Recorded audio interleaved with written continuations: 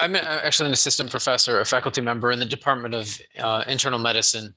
I have a PhD in exercise physiology, master's in motor development. I started out as with a postdoc in family medicine and kind of started looking at developing community or practice-based interventions to improve cognition in older adults, and started to look for some unique ways of delivering interventions like that, and started looking at the possibility of developing something that is community-based and that can be used to partner with a community organization that already has the infrastructure and the skill sets and resources to deliver an intervention. So the idea was that as the academic or the scientist on the project, I could impart the skills, knowledge, ability to assess, and then provide some resources and then create a sustainable program.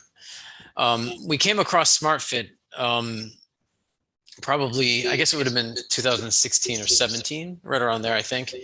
And I started, honestly, I Googled dual task training, exercise, and trying to understand the association between exercise and cognition. And really, fundamentally, that is what our group is most interested in, is developing a better understanding of the impact that various forms of exercise have on cognitive and physical resilience in aging. It just happened to be when I found SmartFit, there was a YMCA that was just having 2 installers from SmartFit that week. They were going to be there to set up the system. So I went in and spoke with them, and they were amazing people from the beginning. They said, whatever you need, whatever we can help you with, let us know. I applied for a grant through NCATS, which is the National Center for Advancing Translational Science through National Institutes of Health, and received a 2-year, basically a career development award. And they've actually created, with my help, a couple of programs around using SmartFit. So they actually have weekly sessions on the system itself. But what I really found to be most interesting about it and most appealing is the flexibility of it. And it really is only limited by the creativity of the instructor or the person who's developing the programming around it. I can share a little bit of some of the work that I've been doing. I put together kind of last minute a PowerPoint, which I can share with you all. I can go through very briefly some of the work that we do. So basically, as I said, my work is really focused on developing usable, feasible, and appealing and engaging and effective community-based interventions to improve cognition in older adults. And we, as a group, my boss included and several other colleagues, have really been focused on this idea of laboratory to living room approaches. So we study everything from mitochondrial metabolism, microRNA profiles, inflammation, and some of these other markers of resilience, and how they have an impact on strength, on activity, on sleep, on the ability to multitask in a real world setting, and on cognition. And so a lot of the work that we do is kind of is taking this idea of this approach, looking at the laboratory all the way through to how do we implement them in whether it's a community-based setting or home-based setting. So this particular intervention was, we called it Think Fit, and it is a community-based dual task intervention. And we used, obviously, SmartFit to deliver the dual task training. The idea was really to engage in this idea of dual task training or simultaneous cognitive and motor training. It was group-based. We implemented it within a YMCA within the city of Buffalo, and it included 10 older adults who were 68 to 85 years of age with mild cognitive impairment. It was a 12-week intervention, and we were focused on improving balance, walking speed, attention, task switching, and interference inhibition. It was a one group. We used 10 older adults. They completed one 60-minute dual task training session each week for a duration of 12 weeks. We looked at measuring changes in attention, task switching, and interference inhibition using the trail making test and the Stroop color word interference test. We measured physical functional outcomes, balance, walking, and lower body strength using the short physical performance battery. So I don't know how familiar you all are with these tests, so I'll just go through very briefly. Apologies for any redundancy. So this is an example of the trail making test. Essentially, you start with your pen on number 1 in that trail making test A. To the left, You start with number 1 and you simply draw a line without picking up your pencil or pen from 1 to 2, 2 to 3, 3 to 4, and so on and so forth.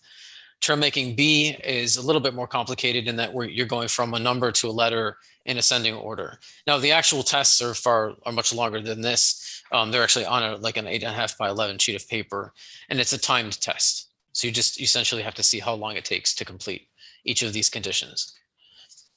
The Stroop test is a little bit more complicated. So we go from card A, basically it goes from A to B to C. I'm sorry, these are in wrong order, but so the first condition, part 1, they simply have to, using their pencil or the fingertip, they just have to read across or down the page, just reading the words. The next one is a little bit more complicated in that they have to do the same thing, but they have to tell us the color of the actual block. Then the next one is actually where they have to read, they have to discern, and this is where your sort of inhibition comes in, where you have to discern the color of the text, not what the text is saying. So you have to go through and tell. So it's basically you have to multitask. And so then I can go through some of the quick results here. So we looked at some of the participation and usability outcomes. We found 100% of the participants they completed all of the sessions. Nobody missed a single session. We found that the enjoyment scale or enjoyment score was very, very high, and at least a 9 out of 10. Most people reported that it was a 10 out of 10. We also found that they all perceived some benefit from it. So they were more confident in their walking, their balance was better, they had a sharper mind, they had fun, they were enjoying their opportunities, and they had an opportunity to socialize and to be with friends and to meet new people. So this, because it was a community-based intervention, to us it was equally as important to develop an understanding of how appealing the intervention was and how willing people were to continue along with it. And so we wanted to measure some of those outcomes in addition to the hard outcomes or the more clinical outcomes. And we also found that 100% of the participants reported that they would intend, or they did intend to continue after this completion of the study. So that's really where we are now with these YMCAs, trying to develop some additional partnerships. We have 4 or 5 other Ys that have the interest. And now we're seeking some additional funding mostly through local philanthropy in order to do so. So now these are the main outcomes I think that most people are interested in. So regarding the performance on the trail making test, we had significant improvements in both conditions. So in the trail making test A, where they have to complete, you basically measuring how long it takes for them to complete those conditions. We saw statistically significant improvements from baseline to endpoint.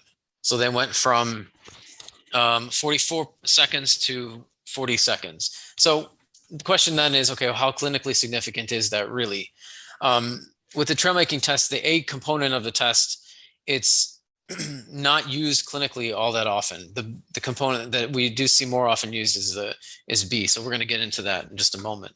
But actually, when we look at the trail making test A, this is a clinically significant difference in that it has correlated with improvement in ability to switch from one task to another. A good example of that is if I'm having a conversation with one person and I'm interrupted by another person, am I able to focus on that one person and then come back and know what I was talking about? These improvements in scores on these, though very limited in the sense that I think in the science, in neuropsychology, there's still a disconnect between real world benefit or clinical benefit and some of these neuropsychological tests that only assess one domain or maybe 1 or 2 domains. So I think it's important to understand that with SMARTfit, and I'll talk a little bit about this in a moment, but their efforts to not only train individuals, but to assess their cognitive function using SMARTfit is revolutionary because it takes into consideration the fact that most of the things that we have to accomplish in our lives require multitasking. And so to assess one domain of cognition, for example, attention, well, you might play Lumosity or one of these other canned brain training games that exist, or these little apps that exist, but they only improve that one domain. It's very clear that SMARTfit has the potential to improve multiple domains and our ability to multitask which is critical to managing and navigating our lives, especially as we get older. Wow. So I think that's a significant take home that I think is very, very important to understand. So in terms of I'm sorry, we'll go back. So with the Trail Making B section, we can see that they improve. So their score, the time that it took to complete that same test was actually significantly lower after they went through 12 weeks of training. Now, we think that with these scores, we would have seen much greater improvements if the duration of the intervention was longer. Because the funding we received was really about pilot testing and feasibility, the 12 weeks was kind of our limit in terms of just fitting it into the 8 months that we had to complete everything. My next step is to look at 6 months of training and to see if in multiple sites, in 4 or 5 YMCAs and senior centers and other places, what is the impact of the SMARTfit training? And again, we don't yet understand the dose of exercise that is required. So do we need 2 days a week of 60 minutes at a time? Is one day enough? I suspect that because SMARTfit training is so appealing and fun and usable, that we could do 2 days or 3 days a week of training for a lot of individuals. And that, I think, has a potential to really have a huge impact on function and on, more importantly, on real life function, not just on these changes in these scores, but quality of life, balance, function, things that really matter to older adults, in particular for my work. Now, when we looked at the Stroop test, the color condition and the color word condition both improved significantly. And what we were able to do from this is develop an interference score, with a lower score being more impaired, right? Representing more impairment in our ability to multitask or to inhibit interference. Again, if we look at the idea of that conversation, another one is driving. Another good example is shopping. If you go to a grocery store with a list, you have to remember where you parked your car. You have to remember the grocery list, all in the context of a noisy store. And clinically, these improvements that we're seeing, especially in this interference score, are significant and clinically significant and really correlate with better function, better ability to navigate our lives outside, especially for older adults. So we saw that at baseline, our interference score was a negative 3.19, and the mean at endpoint was negative 1.73. Now, these differences seem very small, but the sensitivity of the test is such that it actually represents a significant improvement in our ability in distraction inhibition, essentially, and our ability to stay focused on task in the context of multiple stimuli or multiple inputs. We also found that using the short physical performance battery, that balance improved significantly. Chair stand or performance on lower body strength improved significantly. And the total score on the short physical performance battery improved significantly. Our walking score did not seem to improve, at least not significantly. And we suspect because while we included walking tasks in the training, we did not design it to be walking heavy. So we didn't have them walking between, say, the SMARTfit board and a chair out maybe 15 or 20 feet. We did that periodically, but that wasn't really designed. That wasn't really the purpose of the intervention itself. We were really focusing on proprioception and balance and attention. And what's critically important to understand about these scores is that we know that there's a significant or very strong relationship between physical function and balance in particular and cognition. And so if we can improve cognition in older adults who have mild cognitive impairment, their balance improves. If we can improve that, their fear of falling is significantly less. When we have less fear of falling by itself is actually an independent predictor of a future fall. So that alone to me is critically important. And most of the balance training interventions that exist now are not particularly effective, or they don't measure what they need to be measuring. They're not measuring cognition. They're not measuring some of these other focus areas that need to be measured. With SMARTfit and with the comprehensive nature of the training experience, we can see improved balance, we can see improved lower body strength, we can see improved function overall. And when we place on top of that these improvements that we're seeing in cognition, it really is the most comprehensive system that I've seen, and something that I'm really excited about continuing to work with and to really realize the potential of it as it continues to develop. Now we understand we can recruit older adults, we can sustain them in a program, and we can retain them for the life of the program. The next is to now to test the impact of SMARTfit on a much broader scale. And then we were really interested in assessing the capacity, and this is something that I know that SMARTfit is working on as a company, but I would love to be able to be more involved in that, and try to understand the capacity of SMARTfit to assess cognition and dual task performance through independent validation and reliability studies in free living environments. That's a critical component. It's something that can really add significantly to the literature, because at the moment, a lot of these neuropsychological examinations, again, are one domain or two domain. So you might take a test that says, okay, you need to improve your attention. Well, what we don't yet know clinically, what are the ramifications of having a low score on some of these assessments? It's when you take them in totality that really where they have an impact. SMARTfit inherently does that because it builds in the dual task component already. So they have to be able to manage a motor function or a motor task and a cognitive task simultaneously. And then these are some of the assessments that we use, as I talked about. And moving forward, we're looking at really trying to better understand the impact of SMARTfit on dual task training. So a lot of these domains that I talked about were single domains or single function tests. The next step is to look at how they can impact dual task performance. And again, the literature is not yet clear, or I should say it is clear on, we don't yet know how we can best improve some of these domains. I think SMARTfit has the potential to do that. Anecdotally, beyond just the data we present, it's the quality of life and the functional, changes or improvements that we're seeing. I'll give you one example. We had a 78-year-old woman who came in very hesitant to participate. She really didn't want to. Her two friends kind of dragged her into it. She came to every session. She did a good job. The first two sessions that we had, and I actually instructed her for the first half, she would not let go of the wall that the board was on while she was, doing it. So I would have people, for example, changing their stance. So go from, regularly like sort of shoulder width stance to like a semi-tandem stance, tandem stance. As they're doing that, I would be calling out, okay, left hand, right hand, right hand, you have to change. So they're constantly having to, sort of negotiate or navigate two different inputs. She wouldn't let go of the wall probably for the first 2 weeks.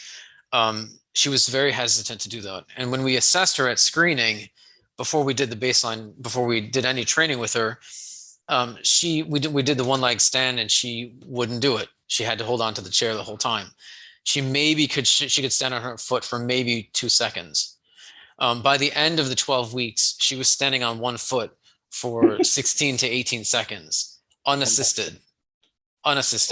It's a huge indicator of reduced fall risk. It's a huge predictor of mortality. If you can stand on one foot as an older adult, 65 or older, for longer than 10 seconds, that is a reduction. That is it is a clear indicator of lower mortality. It's a clear indicator of reduced fall risk. The key to this, I think, is that it is, and this is going to be very simple, but it's fun. It is engaging. We all have a choice to not be active. We all have a choice to sit on the couch and do nothing. What is going to motivate you to get off the couch and do something? Probably fun. For most people, exercise is not necessarily the most appealing thing for many people. And so, especially if you've been an exerciser all your life, people don't necessarily understand that. But the populations that I've worked in, so that this intervention was run in a predominantly African-American population. And when we did interviews with them and we talked with them, these particular participants that we enrolled were very, very resistant to it. We had them play for just 20 minutes one of the days. And 9 out of 10, we had a couple of people who were very resistant, but the vast majority said, oh, you know what, this sounds like it'd be really fun. And they played and they laughed together and they had a great time and they carried on and made fun of each other. And, it was really, it was an incredible thing to see. And it really is, as I said before, limited only by the creativity of the instructor and the way that you can pull people in. You have to build a program around these. You have to introduce them to people.